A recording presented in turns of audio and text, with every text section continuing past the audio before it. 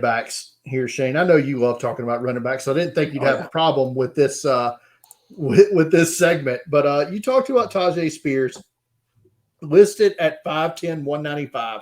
So all running backs I'm going to talk about here are listed at sub 200 pounds here. And these guys don't tend to get drafted in the first couple of rounds anymore, right? I mean, these are all guys that tend to go mostly on day 3 these days.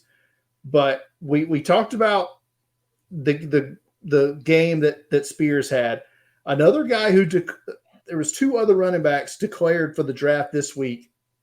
Deuce Vaughn, Kansas State, not going to get any taller, so why waste another year in college? I get it. 5'6", 176. But my God, he just outran the entire Alabama defense for an 88-yard touchdown in that Sugar Bowl game Saturday morning. And then Keaton Mitchell, probably going to be the lowest drafted of the 4 we're going to talk about.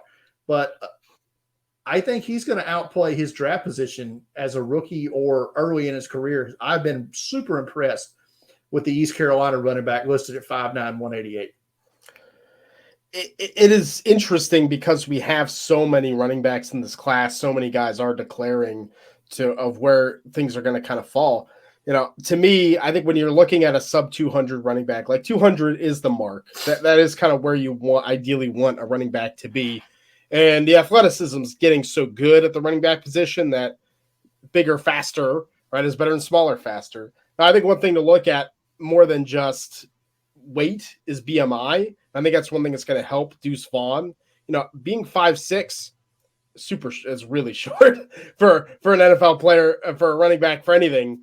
But and you know, that's what he's listed at, right? So you know, we'll see if he can hit that. He probably comes in I think a little taller even. But like his BMI, if he gets up to 180, pretty good. You know, that's the same thing as having a 5'11", 200, 205 running back.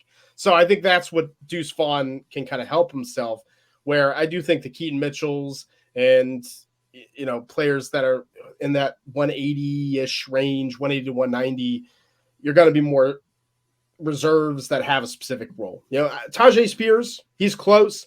I think he can maybe hit that 200 mark if he tries. That would be nice. We'll see if it happens. And we definitely have, you know, a couple other running backs in this class that are going to be on that line. The other one I wanted to talk about, I've talked about before, is a guy I think can be a between the tackles 3-down running back, is Devin Achane from Texas A&M. And another guy with world-class speed, but 5'9", 185. And I think because of that world-class speed, because like you said, we saw him go between the tackles this year for A&M. He carried the load. A lot of people, myself included, thought L.J. Johnson, their second-year running back, would kind of split with him. Didn't happen. Achane was too good. You couldn't get him off the field. I think he's probably the favorite to be the RB3 in this class off the board, early second round.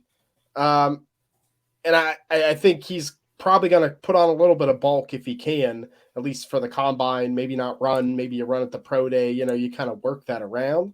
You know, and even on top of that, we had Jahmyr Gibbs, you mentioned before, from Alabama, declare, is he going to come in at 200 pounds? I think he's right on that borderline too, and that's going to be important for his draft stock.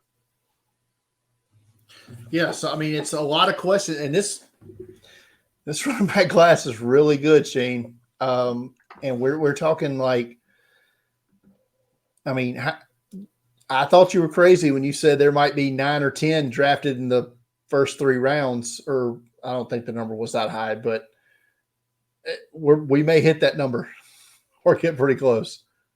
Yeah, just everyone's declaring. We're still waiting for a couple more, but that's it. Yeah, I have an article coming out on Friday of kind of 5 bold draft predictions, and one is the running backs going in the top 100. I think it's going to hit double digits. I do. That's what we call a tease in the business, folks. Yeah, there you go. Tease. Get ready for that on Friday. All right, so that's gonna do it for the main portion of the show here. Good stuff